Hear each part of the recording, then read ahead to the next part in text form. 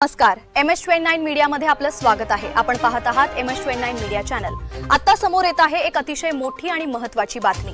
आता वळूया पावसाच्या बातमीकडे। आताची मोठी आणि महत्त्वाची बातमी आपण पाहत आहात।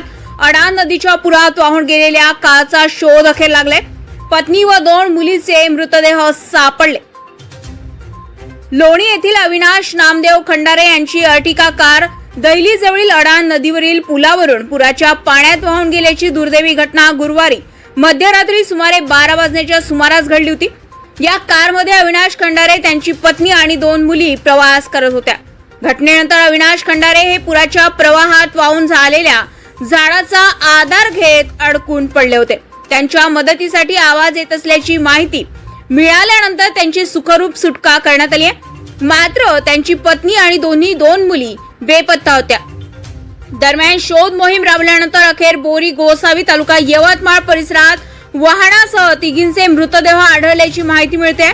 या हृदयद्रावक घटनेनं संपूर्ण परिसरात शोककळा पसरली असून लोणी गावासह संपूर्ण तालुक्यावर दुःखाची छाया पसरली आहे। संबंधित यंत्रणांकडून पुढील कायदेशीर प्रक्रिया सुरू असून या भीषण दुर्घटनेमुळे पुराच्या काळात नदी नाल्यावरील पूल ओलांडताना अत्यंत सावधगिरी बाळगण्याचं आवाहन प्रशासनाकडून करण्यात येत आहे। MS29 मीडियासाठी इरफान रजा, प्रशिक मुळेश्वर, आर्णी।